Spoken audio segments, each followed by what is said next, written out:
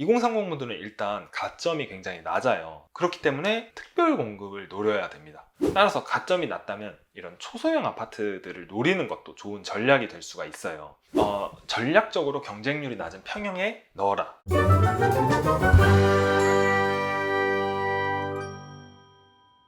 네, 안녕하세요. 부동산 투자와 사업으로 경제적 자유를 꿈꾸는 두지입니다. 이번 영상에서는 2022년 사회 초년생의 청약 전략에 대해서 이야기를 해보려고 합니다. 저희 두지스프리 채널에 2030 구독자분들이 굉장히 많은데요. 그래서 2030 분들이 청약에 넣기 전에 이 영상을 꼭 보셨으면 좋겠어서 만들게 되었습니다. 그러면 바로 시작을 해볼게요. 여기 뉴스를 제가 하나 가져왔는데요. 레미콘 값이 13% 인상됐다. 분양가 상승 쓰나미 온다 라는 제목입니다.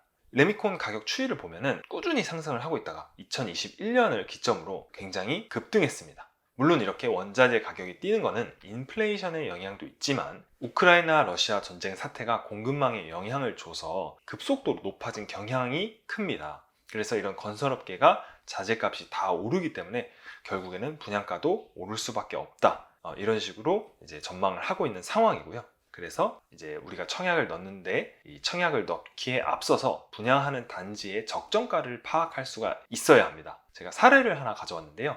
이 단지명은 북서울자이 폴라리스고요. 서울의 강북구에 위치한 아파트 청약 단지였습니다. 이 청약을 할 당시만 해도 분양가가 굉장히 비싸다, 굉장히 말들이 많았던 단지예요. 그래서 막상 청약을 했을 때 미계약자가 이제 속출을 하면서 이게 무순위 줍줍까지 갔던 단지예요. 그런데 결국에는 이제 무순위로 이제 신청을 받아서 마지막에는 완판까지 했던 단지입니다. 지도를 보면은 이제 북서울 자이 폴라리스의 위치를 확인할 수가 있습니다. 여기가 이제 삼양역이 초역세권 거의 붙어 있다시피 하고요. 그리고 미아역도 도보로 한 5분 정도면 갈 수가 있습니다. 삼양역 같은 경우에는 우이신설 경전철이라서 되게 선호하는 노선은 아니지만 그럼에도 불구하고 이 경전철이 코앞에 있다는 점은 괜찮은 것 같고, 그리고 여기 롯데마트가 있어서 이제 장을 볼 수도 있고요. 바로 옆에는 미아 삼성 레미안 1차 아파트가 붙어 있어서 이렇게 아파트 단지들이 하나씩 늘고 있는 모습을 볼 수가 있습니다.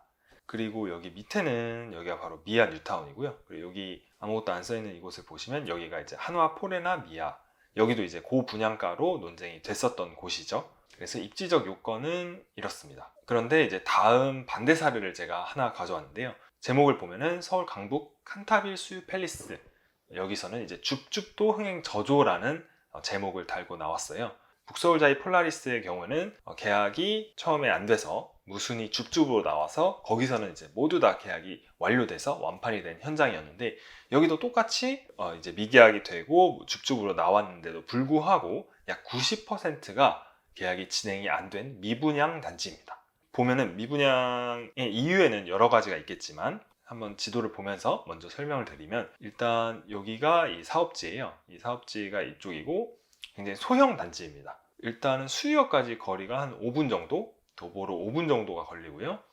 그리고 여기 가오리역은 한 10분, 15분 정도가 걸어서 걸리고, 그리고 여기서 가장 안 좋은 점은 주변 환경이라고 할 수가 있어요. 여기 현장을 보시면 정확히 시장 한가운데 이 아파트 단지가 위치하거든요. 로드뷰를 한번 찾아봤는데 여기 보면은 새로 지은 아파트가 칸타빌 수유 팰리스 아파트입니다. 보시다시피 시장 한가운데 아파트 단지가 위치한 걸 볼 수가 있습니다. 이렇게 주변 환경도 안 좋은데 이제 분양가는 주변 시세보다 30% 이상 비싸게 분양을 했어요. 여기 시행사에서. 그래서 보면은 전용 59제곱미터 25평이 분양가가 9억 2천만 원 정도로 분양을 했습니다. 방금 제가 앞서 설명을 드렸던 북서울자이 폴라리스가 같은 평수가 7억 6천만 원 정도에 분양을 했고, 그리고 그거보다 비싸게 한화 포레나 미아가 8억 3천만 원 정도에 분양을 했는데, 여기가 입지도 더 좋지도 않고 대단지도 아니고 브랜드 아파트도 아닌데 더 비싸게 분양을 하다 보니까 분양을 성공적으로 마치지 못한 단지예요. 그래서 이런 걸 봤을 때 내가 어떤 아파트 청약 단지에 분양을 넣는다, 청약을 넣는다 했을 때 시세 차익을 기대할 수 있는지 이런 것을 따져보는 것도 굉장히 중요한 작업입니다. 이제 다음으로 말씀드릴 거는 분양가 상한제라는 제도의 미래인데요. 최근에 아마 뉴스나 신문에서 굉장히 많이 나와서 많은 분들이 봤을 거예요. 둔촌주공 재건축 공사 중단, 분양가 상한제 탓에 일정이 꼬였다라고 제목이 있습니다. 이걸 보면은 옛날에 2019년, 한 2, 3년 전에 2019년에 이제 허그 주택도시보증공사와 조합이 분양가 때문에 갈등이 있었어요. 이때 막상 분양을 하려고 했는데 허그에서는 2,900만 원에 분양해. 그리고 조합에서는 분양가 너무 낮아. 한 3,500만 원에 할게. 이렇게 막 이제 갈등이 있었어요, 그 당시에. 왜냐면 이제 조합 입장에서는 2,900만 원에 분양을 할 경우 조합원들의 추가 분담금이 더 늘어나기 때문이에요. 한 1억 원 정도 추가 분담금이 늘어나게 생겼는데 당연히 조합원 입장에서는 너무 이 분양가가 싸다, 2,900만 원이 너무 싸다라고 당연히 생각을 할 수 있겠죠. 이렇게 2, 3년 막 분양이 늦어지다가 지금 공사가 한 반 정도 지어졌거든요, 건물들이. 여기서 이 시점에서 이제는 조합과 시공단과의 갈등이 터져버린 거예요. 그러면 시공단과의 갈등이 왜 터졌냐 하면은 아까 말씀드렸다시피 원자재 가격도 계속 비싸지고 이러니까 시공단은 공사비를 증액하자 이랬는데 조합은 그거를 받아들일 수 없다 이런 입장에서 막 여러 가지의 이해관계들이 막 섞여갖고 결국에는 시공단이 유치권을 행사했어요. 보면은 플랜카드가 하나 걸려 있어요. 뭐 유치권 행사 중 이런 식으로 시공단이 유치권을 행사하는 모습을 볼 수가 있는데, 그리고 공사는 현재 완전히 중단이 된 상태예요. 위에서 보면은 이 지금 현재 둔촌주공의 평면도를 다 볼 수가 있다고 해요. 왜냐면 위에 지붕이 없으니까 그 지붕 벽과 그 구조의 평면도를 다 확인할 수 있는 상황이라고 하는데, 좀 굉장히 안타깝고, 그리고 이 분양이 계속 미뤄지다 보니까 서울의 공급 물량도 점점 더 차질을 겪고 있는 상황이에요. 결국에는 분양가 상한제 때문에 이런 문제가 생겼다고 볼 수도 있습니다. 분양가 상한제는 시장을 인위적으로 통제하면서 공급을 막고 있다는 평가가 있고, 결국에는 공급이 계속 늘어지면은 집값은 올라갈 수밖에 없고, 그러면은 청약에 당첨된 사람들은 굉장히 좋아지겠지만, 근데 청약에 당첨되지 않은 사람들은 이제 피해를 입을 수가 있다는 거죠. 그래서 제 생각에는 앞으로는 이 분양가 상한제가 조금 더 개정이 될 가능성이 있다고 보고 있어요. 그래서 시세에 맞게 분양가를 책정하는 방향으로 개정이 되지 않을까 생각을 하고 있습니다. 분양가 상한제 때문에 다른 재개발, 재건축 현장들, 일반 분양 현장들도 계속 분양을 미루고 있는 상황이기 때문이에요. 이렇게 되면 결국 분양은 안 나오고, 그러면 집값은 더 올라갈 수밖에 없고, 이러니까 누구한테도 좋은 상황이 아닌 거죠. 그래서 이거를 적정선을 맞춰서 모두가 윈윈이 될 수 있는 상황을 만들어야 되지 않을까 생각을 하고 있습니다. 다음으로는 저희 구독자분들이 2030 분들이 굉장히 많은데, 2030 분들은 일단 청약 가점이 굉장히 낮아요. 그렇기 때문에 특별 공급을 노려야 됩니다. 현재 상황에서 생애 최초 특별 공급과 신혼부부 특별 공급, 이 두 가지가 대표적일 것이라고 생각을 하는데요. 이 두 가지를 간단하게 여기서는 비교를 해볼게요. 일단 1인 가구인 분들이 있겠죠. 1인 가구의 분들 경우에는 생애 최초 특별공급은 민영주택만 신청이 가능합니다. 그런데 신혼부부 특별공급은 당연히 결혼을 안 했으니까 신청을 할 수가 없겠죠. 그리고 신혼부부 분들이 계시겠죠. 신혼부부 분들은 자녀가 있는 분들이 있을 수 있고 자녀가 없는 분들이 있을 수가 있습니다. 그래서 자녀가 있는 분들은 생애 최초 특별공급도 신청이 가능하고, 그리고 신혼부부 특별공급도 신청이 가능한데, 자녀가 있는 경우에는 생애 최초보다 신혼부부 특별공급이 조금 더 유리하다고 볼 수가 있어요. 반대로 자녀가 없는 분들은 신혼부부와 생애 최초 둘 다 신청이 가능하지만 생애 최초 특별공급이 조금 더 유리하다고 볼 수가 있습니다. 그리고 미혼 자녀가 있는 한부모 가족이 있을 수 있겠죠? 한부모 가족인 분들에는 생애 최초도 신청이 가능하고 신혼부부도 신청이 가능하지만 신혼부부의 경우 공공주택만 신청이 가능합니다. 그리고 부부지만 신혼이 지난 부부가 또 있을 수가 있습니다. 생애 최초 특별공급은 신청이 가능하지만 신혼부부 특별공급은 신청을 못하기 때문에 생애 최초를 노려야겠죠. 그래서 이런 생애 최초와 신혼부부 특별공급, 이런 특별공급 청약에 있어서는 저희가 굉장히 자세하게 만들어 놓은 영상이 있어요. 우측 상단에 저희가 올려놓을 건데, 이 우측 상단에 이 영상을 보시고 내가 어떤 특별공급을 넣어야 더 당첨 확률이 높은지 한번 알아보셨으면 좋겠습니다. 다음으로는 가점이 낮은 1, 2인 가구라면 초소형을 노려라 라는 주제입니다. 초소형 아파트란 일단 한 10평대 원룸이나 1.5룸의 아파트를 말하는데요. 근데 우리가 보통 흔히 아파트라고 말하면 최소 한 25평 정도, 59제곱미터를 말하거든요. 근데 이 아파트들의 경쟁률은 굉장히 높습니다. 따라서 가점이 낮다면 이런 초소형 아파트들을 노리는 것도 좋은 전략이 될 수가 있어요. 근데 여기서 보면은 초소형 아파트의 예시를 제가 하나 평면도로 가져왔어요. 그래서 이렇게 1.5룸 또는 원룸의 형태를 초소형 아파트라고 하는데, 초소형 아파트를 만약에 청약을 넣어서 당첨이 될 때는 좀 고려해야 될 사항이 있어요. 이런 부분은 사실 오피스텔과 조금 비슷하다고 말씀드릴 수 있는데, 첫 번째는 입지, 삼도심, 그리고 용산, 성수, 마곡, 판교 등 이런 입지를 굉장히 잘 봐야 되고, 두 번째는 브랜드 아파트이어야 좋습니다. 자이, 힐스테이트, 프루지오 등이 있겠죠. 세대수는 최소 500세대 이상을 권장을 하고요. 주차 대수도 한 세대당 하나는 되면 좋고, 그리고 만약에 그게 힘들다 그러면 자주식과 기계식 주차 비율이 있을 텐데 높은 자주식, 최소한 한 70%의 주차 비율을 가지고 있는 곳이 좋습니다. 그리고 커뮤니티 굉장히 중요하죠. 커뮤니티에 피트니스, 골프, 오피스 등 이런 커뮤니티들을 좀 라이프 스타일에 맞게끔 쓸 수 있는 것도 굉장히 중요하고요. 그래서 이런 것들을 좀 고려를 잘 해서 전략적으로 넣어야 되고, 그리고 이런 초소형 아파트에 청약을 넣는 이유 중에 하나가 사실 인구 구조가 굉장히 변하고 있다는 것이에요. 밑에 표를 보시면요, 2010년, 2015년, 2020년 이렇게 시간이 감으로써 점점 더 1인 가구의 비중이 높아지는 것을 확인할 수가 있어요. 이런 부분에 대해서 뒤에 자세히 설명을 해볼게요. 한 가지 사례를 제가 가져왔습니다. 잠실에 위치한 리센츠라는 아파트예요. 지금 이 지도상으로 봐도 단지가 굉장히 크죠. 뭐 안에 이제 뭐 학교들도 다 있고, 그리고 잠실 세내역도 코앞입니다. 초역세권인데요.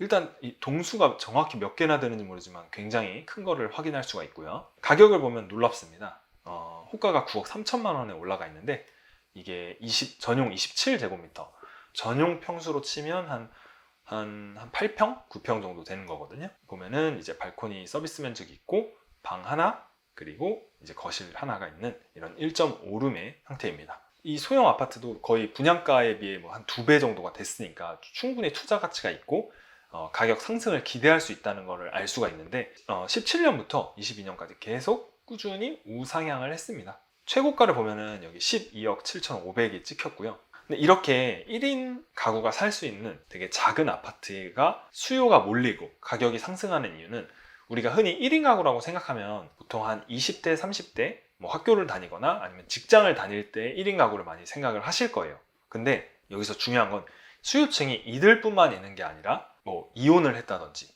아니면 결혼을 안 한다든지 나이가 40대, 50대, 60대 분들의 혼자 사는 비중이 굉장히 많아졌어요. 앞으로도 더 많아질 것으로 예측이 되는데요. 이런 분들이 뭐 원룸 빌라나 아니면은 오피스텔에서 물론 살 수도 있지만 이제 경제력이 좀 있고 이렇다 보면은 그걸 원하지 않는단 말이죠.